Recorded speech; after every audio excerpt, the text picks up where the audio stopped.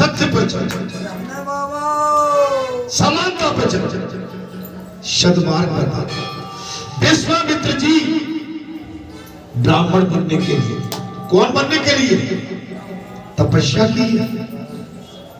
ब्राह्मण बनने के लिए क्षत्रिय थे विश्वामित्र, लेकिन तपस्या ब्राह्मण बनने के लिए विश्वामित्र कहते हैं, बोले पूर्व काल में जब महर्षि गौतम के शाप से उनकी धर्मपत्नी अहिल्या देवी शिला रूपा हो गई,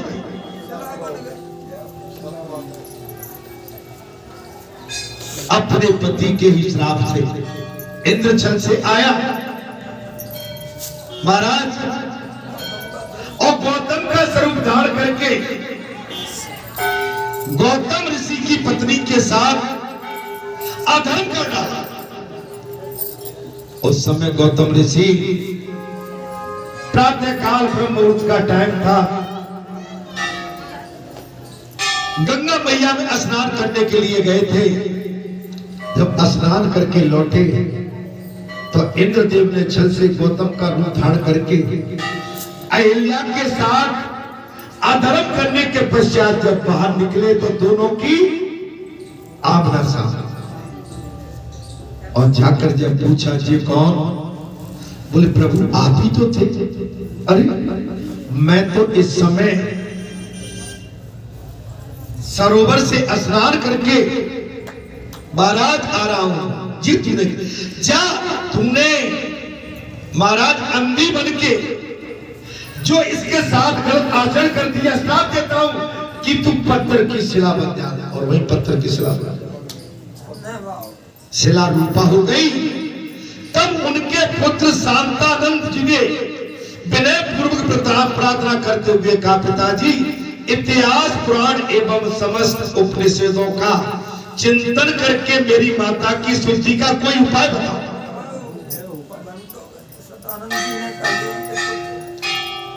गौतम के पुत्र कौन थे? सतानंद, और वो किनके गुरु थे? राजा जनक के, और पुरोहित गुरु तो वो थे महाराज जी अष्टबार, ठीक है। और साहब कह दिया महाराज कि पिताजी मेरी माता पत्थर की शिला बनी है, कोई तो उपाय होगा इसका। इनको जो पातक लगा है, अभिशाप लगा है, कोई तो उपाय होगा शुद्धिकरण के लिए, उपाय बताइए, मैं उसका अनुष्ठान करूं। एक बेटा कह रहा है अपने पिता से, अपनी मां को वास्तविक रूप में लाने के लिए, पाप बंधन से मुक्त करने के लिए, हे पिताश्री कोई उपाय बताएं, मैं इस योनि से उनको मुक्त कराऊंगा, अन्यथा अपने प्राणों को त्याग दूं। एक पुत्र कह रहा है अपनी मां के लिए, और मैंने कहा कि मां जैसी अमूल्य वस्तु इस संसार में कल भी, आज भी, अब भी, और जब समय मिलता है तब भी मैं मां को हमेशा याद करता हूं।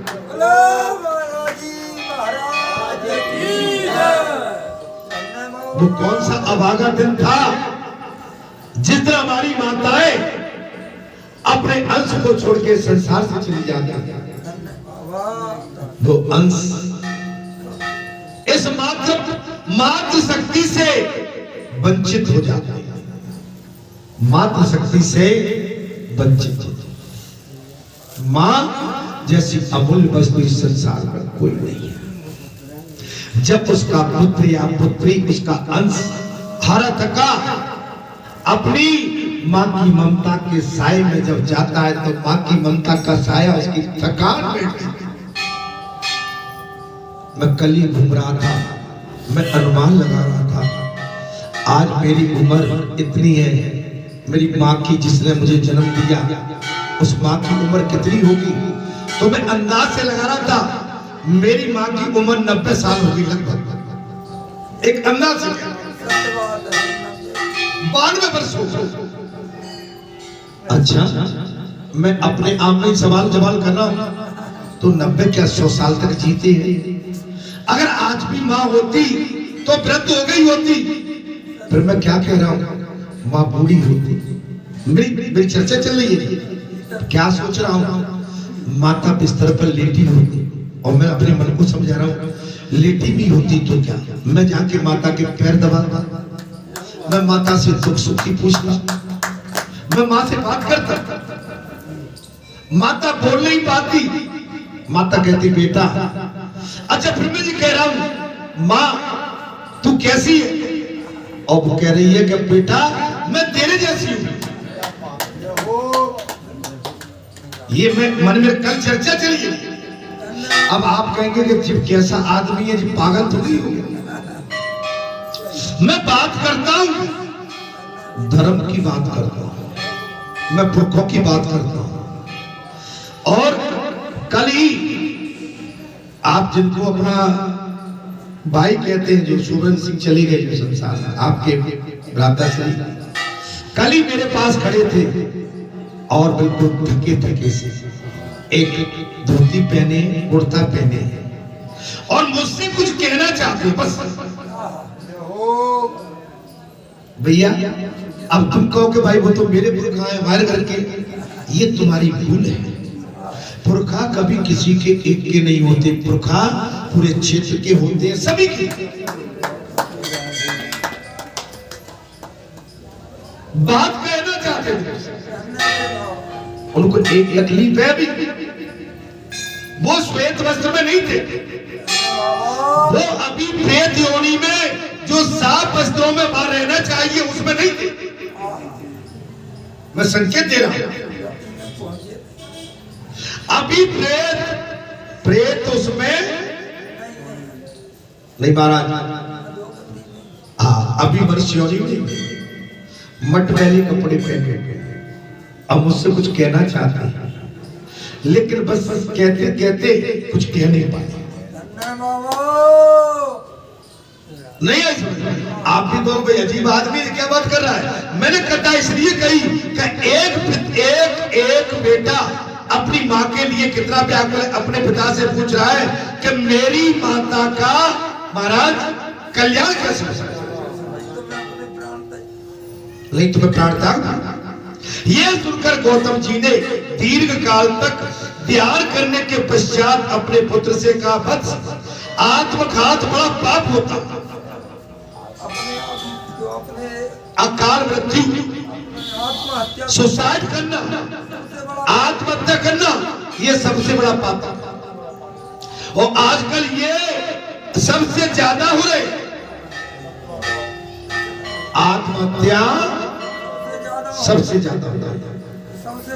किसी लड़की को मनपसंद लड़का नहीं मिला या उसका प्रेम संबंध किसी से पहले से चल रहा है, उसके मन मुताबिक शादी नहीं की और मालूम पड़ा कि पुत्री ने भी और पुत्र ने दोनों ने आत्महत्या कर दी।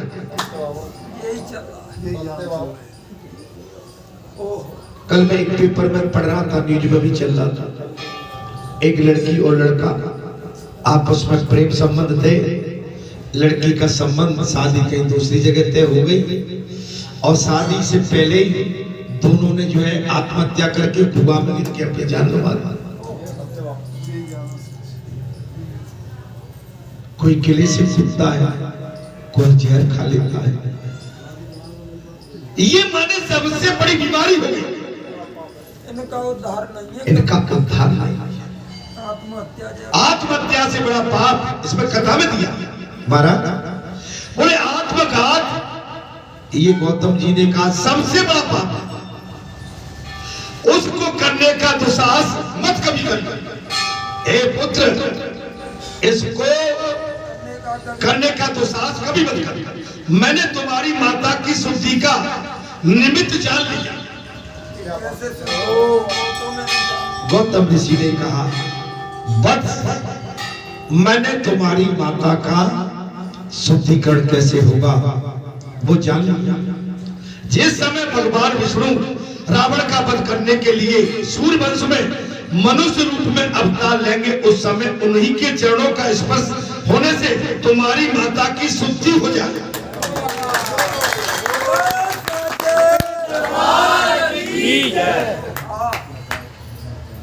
हे वत्स, जिस समय रावण का वध करने के लिए विष्णु भगवान अवतार लेंगे उसी समय तुम्हारी माता का शुद्धिकरण हो जाएगा। अतः बेटा तुम उस शुभ समय की प्रतीक्षा कर। अच्छा, समय की प्रतीक्षा करना चाहिए, जल्दबाजी नहीं, किसी को जल्दी प्रताड़ना नहीं, किसी पे जल्दी आक्रोश नहीं, किसी का जल्दी निर्णय नहीं। समझ रहे मेरी बात? अगर कोई बात हो गई है तो धीरे धीरे उसका समाधान देखो कि समाधान क्या निकल सकता है। जो होना था सो हो चुका। अच्छा एक बात बताओ, आपकी जिस ट्रेन में टिकट है ना, टिकट जिस ट्रेन से, अगर ट्रेन निकल गई तो अब क्या करोगे? कूदा मचाओगे भाई? दूसरी ट्रेन का समय, कब ट्रेन आएगी, कैसे पहुंच जाएंगे, हम जिस समय से वहां पहुंचना चाहते थे, क्या इससे कौन सा विकल्प चाहिए? नहीं आई समझ में। लेकिन अब हड़बड़ी में गई तो ट्रेन निकल गई, आराम मर गया, अब क्या करूंगा? आपकी सांस फूलने लगी, आपका ब्लड प्रेशर बढ़ गया, आपका ब्लड सर्कुलेशन बढ़ गया। हो सकता है कि ब्लड सर्कुलेशन बढ़ने से कोई आपके शरीर में कोई हादसा हो जाए। धीरज धरे मित्र और धीरज रखिए। हड़बड़ी में हमेशा काम बढ़ना।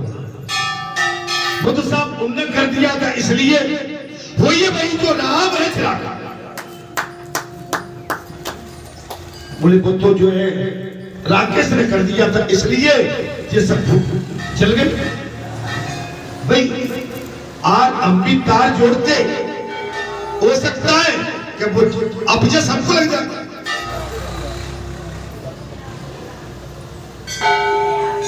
अब जैसे किसी को भी लग सकता है, वो जैसे भी किसी को लग सकता है।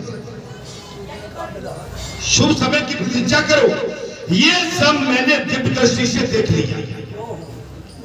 गौतम ऋषि ने कहा, बेटा उस शुभ घड़ी की प्रतीक्षा करो, तुम्हारी माता का कल्याण, विष्णु भगवान अवतार लेने जा रहे हैं और तुम्हारी माता का कल्याण भी वही करेंगे। ये सुनकर मात्र वत्सल सत्यानंद बड़े प्रसन्न हो गए। बहुत अच्छा कहकर उस शुभ अवसर की प्रतीक्षा करने लगे।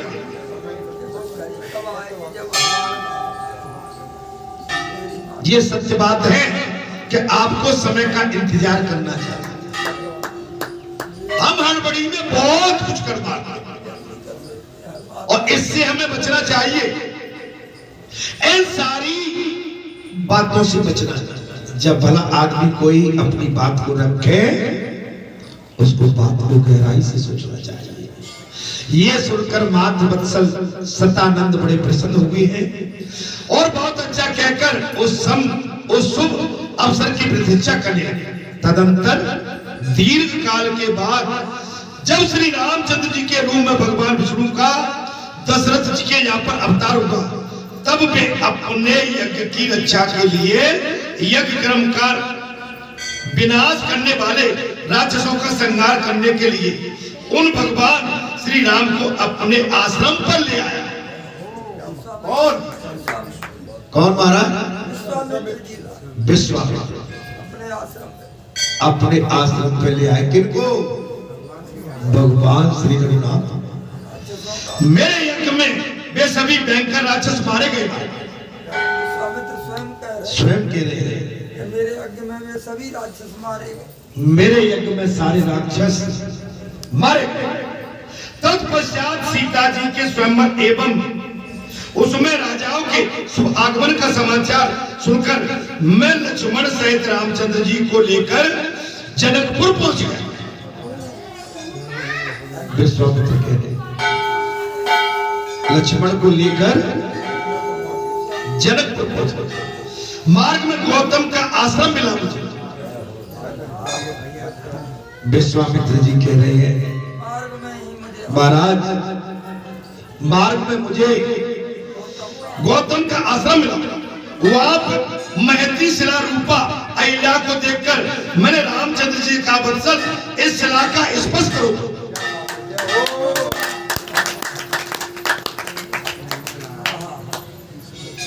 विश्वामित्र जी ने कहा, हे ऋषियों, इस इलाका का स्पर्श कर। ये महर्षि गौतम की पत्नी है अहिल्या, जो सांप के कारण शिला हो गई। ये महर्षि गौतम की पत्नी अहिल्या है, जो श्राप बस पत्थर की शिला बनी हुई है। तुम्हारे स्पर्श से शुद्ध होकर उन्हें मानव रूप को प्राप्त हो जाए। हे राम, तुम्हारे स्पर्श करते ही ये पत्थर की शिला पुनः मानव स्वरूप में प्रस्तुत हो जाए।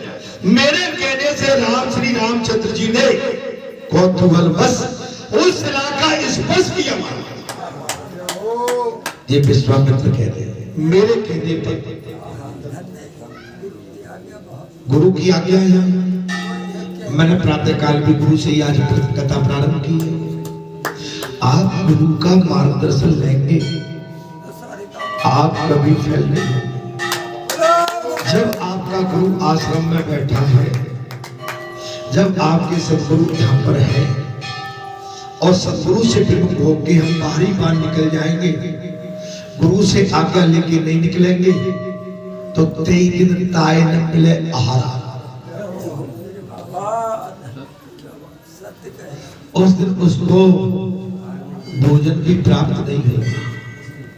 आप अगर अपने गुरु से बच के जाना चाहते हो कि मैं जा तो रहा हूँ, गुरु कोई और काम न बता दे, मैं बहुत जल्दी में हूँ, कहीं मुझे अपने पास न बिठा ले, मैं बहुत जल्दी में जा रहा हूँ, कहीं वो पूछताछ न करने लगे, तो आपके मन में जो चीज चली उतरो पुत्र, ये छोटी सोच,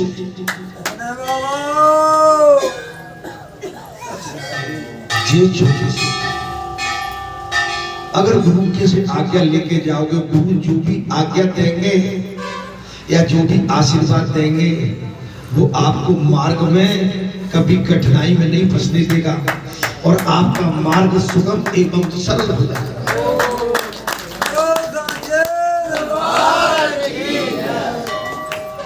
आप अपने सदगुरु के बगैर पूछे चले जाएंगे तो सदगुरु का मन और ध्यान आप पे नहीं होगा। जब आप पूछ के जाएंगे तो बार बार अपने शिष्य की वो मार्ग में जा रहे हैं, तीर्थ में जा रहे हैं, याद करते रहेंगे, मेरा शिष्य मुझसे पूछ के गया है, उसकी यात्रा कुशल सफल हो, सकुशल वापस लौटे, उसका मार्ग सुगम एवं सरल है, जहाँ भी जाए वो आनंद से जाए। समझ में आ रही कि नहीं? अगर विमुख होके गए तो कुछ नहीं पाओगे। ऐसा नहीं कि आपका मार्ग सरल नहीं होगा, सुगम नहीं होगा, लेकिन जो धर्म कहता है वो मैं आपको बताऊंगा, जो सत्य कहता है वो मैं बताऊंगा, जो वेद कहता है उससे मैं आपको अवगत कराऊंगा, जो नीति कहती है मैं वो नीति आपको बताऊंगा। समझ में आ गई क्या? अच्छा जी बताओ, आपके बाबा जब बैठे इससे जब नीचे उतर जाते तो आपसे कहेंगे जाओ जाओ भंडारा, मैं बैठा हूं, आप लौट के आते हो, जब तो आए खा लिया जल। अब अगर अब आपको तो मैं निकल जाऊं, अगर आपके बाबा गद्दी से उतर के सीधे भाग गए और आपसे विमुख होकर चले गए, ना आपकी तरफ मुस्कुराए ना आपकी तरफ देखा, तो आप कहेंगे कि बाबा कथा में लगे रहे, हाय राम, जाते जाते बाबा मुस्कुरा के भी नहीं कह पाए।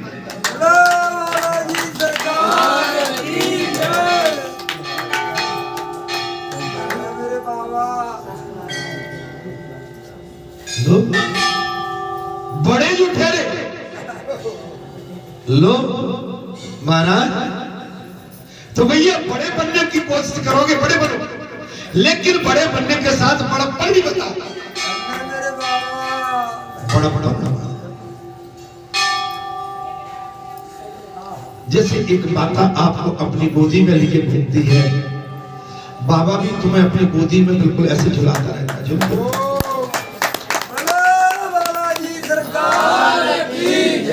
आप बात करोगे 3, 4, 5 बज जाते, सवेरे के भोजन के लिए, सुबह के भोजन के लिए, कब के भोजन के लिए? मैं कोई एहसान नहीं बता रहा, सत्य कह रहे। 4 बज जाए, शाम को 5 भी बज जाए, भोजन की चिंता नहीं। आपका जो प्रेम है ना, वो प्रेम इतना होता है कि मेरी उसमें पूरा आहार मुझे मिल जाएगा। अरे आप एक बात बताओ, अरे एक दिन की बात हो तो चल जाए, और महीनों की बात हो तो कैसे चल पाएगी?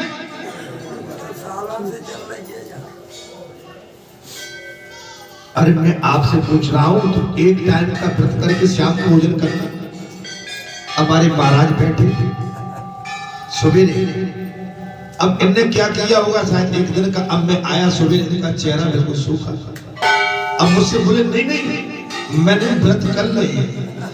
अब मैंने महाराज चेहरा तो कह रहा है कि तुम्हारा व्रत नहीं है, और कर ले तो ठीक है, पहले खाओ पियो।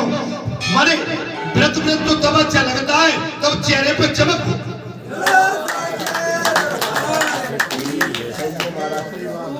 और बिना कहीं भैया मैं व्रत करूं और चेहरा सूखा चलो जा रहा हूं, व्रत ऐसा व्रत अगर हो तो पक्का नहीं। मैं इनको नहीं, आप एक टाइम भोजन मत करना, एक टाइम, वन टाइम। मैं पूछ लूंगा श्याम को, बताओ भैया कैसा लग रहा है? क्या माना? असर, अरे असर तो हमाल दोपहर तक बता देता, श्याम तो बहुत बड़ी चीज है। साधना में अच्छा एक चीज है, उधर मैया भगवती की कृपा हुई होगी। अच्छा एक चीज मैं आज बता,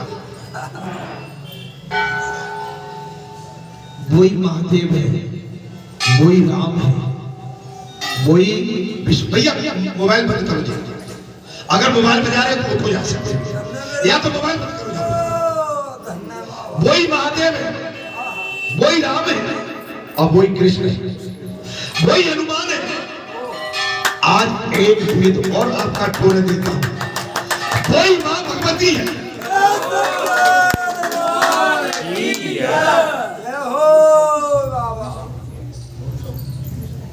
आज मैं एक भेद और बोल देता हूं, जे जो बैठे हैं ना, जय भगवती बन जाए।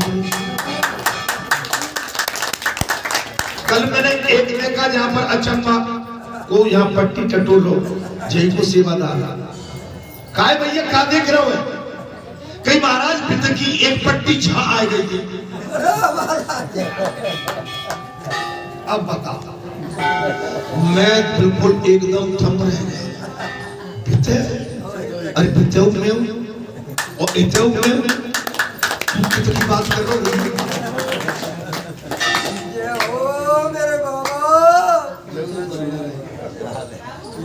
नहीं कल की बात है, मैं कोई गप गपोड़िया नहीं मार रहा हूं। कई लोग बैठे, अरे काय भैया जहां मैं का देख रहे हो? मोरे महाराज विद्या की एक टाट पट्टी छा गई है।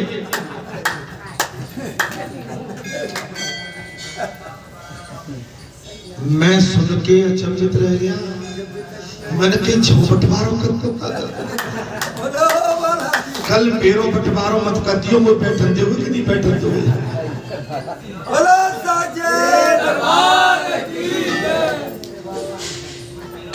क्यों महाराज क्या बात हुई? यही बात थी। अरे मेरे भैया ये तो एक ही बात है। कोई दूसरा मोहल्ला हो तो सोचते कि भैया पा मोहल्ला की चीज जा रही है पहुंचा।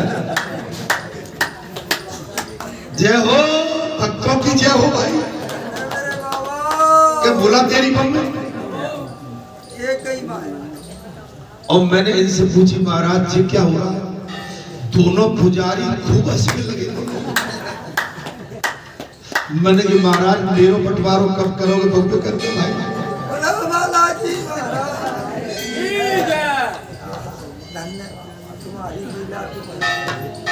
सही मैंने तुम्हारा आज भेद कर, अगर मैं ये जा बैठा है तो जी वहां बैठा।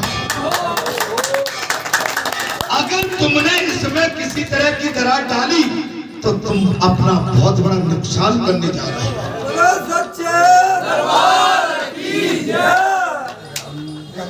आओ ऐ संतो महात्माओं, भगवान के द्वार का बंटवारा नहीं होगा। इस राज्य का बंटवारा नहीं करेंगे। अरे राज्य का बंटवारा तो एक मुगल आया था जिन्ना, वही हमारे राज्य का बंटवारा करके चला गया। अब राज्य के बंटवारे की मत सोचो, नहीं तो हमारा कद बहुत कम हो जाएगा।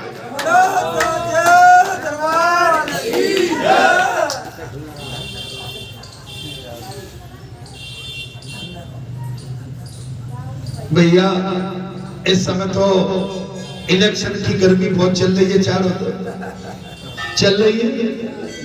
अब देखो भैया 4 तारीख का इंतजार कर रहा हूं मैं, तो केवल 4 तारीख को टिकट लगा के बैठा रहूंगा कि सनातन की जीत कहां होगी।